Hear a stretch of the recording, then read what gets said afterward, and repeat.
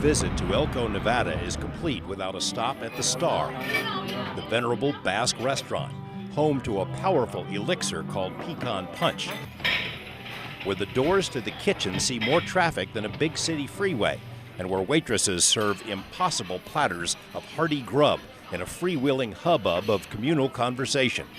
On the walls of the Star are paintings and posters that reflect Elko's status as the heart and soul of cowboy country. And it looks like people here know their horses. You know, the wild horse issue has not been one that's ever been well received up here. Jerry Reynoldson and Lee Otney are in town on a quest worthy of Quixote to palaver with key cattlemen about an audacious idea: the creation of a wild horse sanctuary in a region that has long viewed Mustangs as an enemy. There will always be people who are going to say they're just feral animals, get rid of them. In an adjacent dining room, the regulars would not disagree.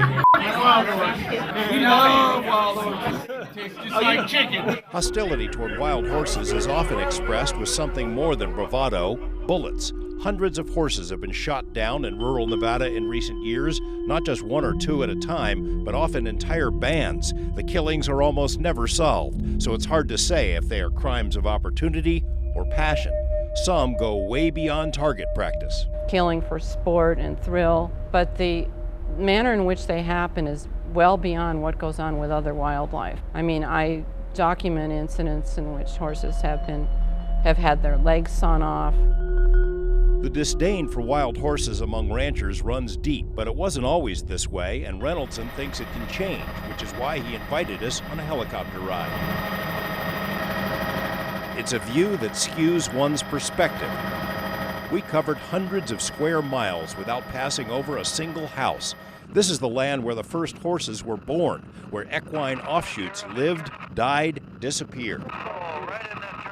From the air, the range seems perfect for Mustang herds, with acres of grass in the high country, ribbons of greenery surrounding year-round streams, the epitome of wide-open spaces, but not for wild horses.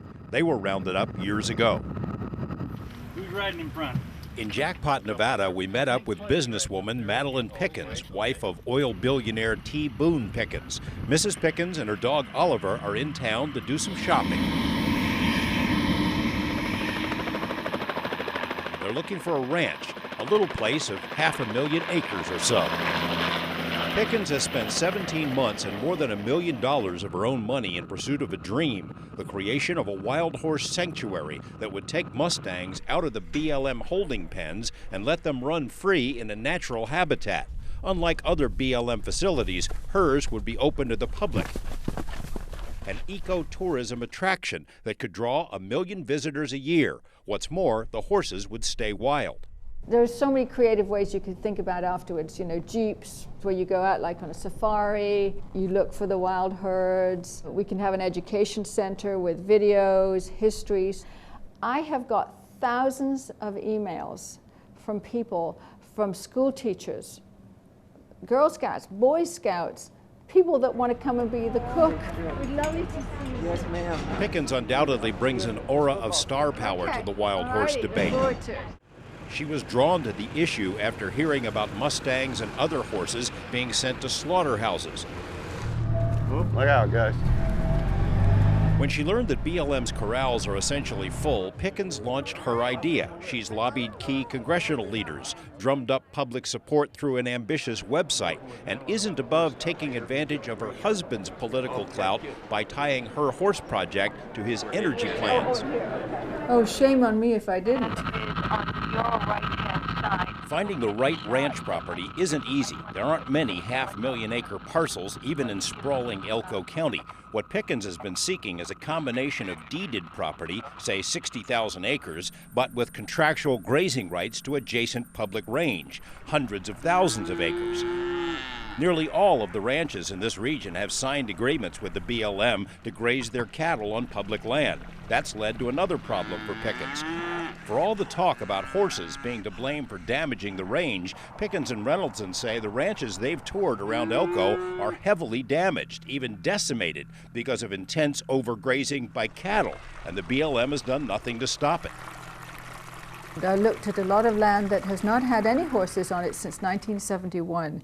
They've simply had cattle on, and I can tell you the land is desecrated.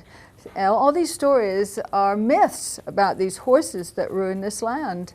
There aren't enough of them to have ruined the land. One pleasant surprise so far is the response from the ranching community to Pickens' proposal. Anti-horse sentiment runs deep in rural regions, but when a deep-pocket shopper comes calling, ancient animosities seem to melt away. You know, I've never worried about them. I think that what we're doing is good because it leaves them alone.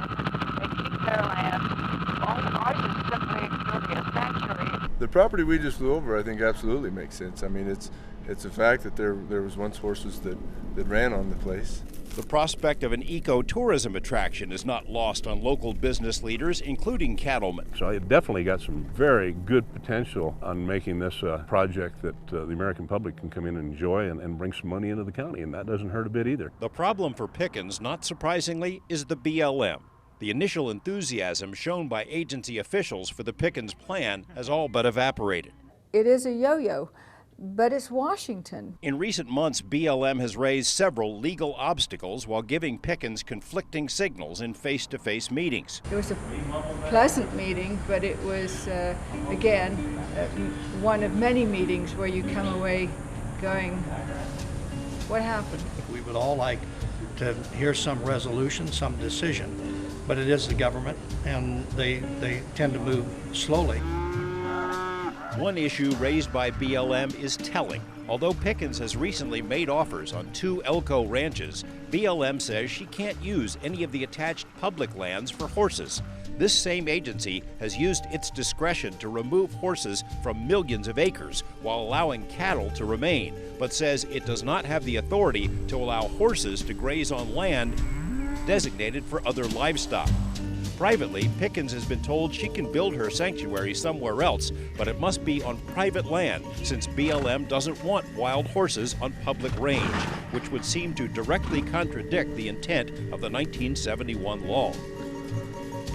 So for them to say, you know, we just don't want to use the public lands, runs contrary to the history of the wild horses themselves, runs contrary to what we think, you know, the management needs to be. This is where these horses have been for hundreds of years.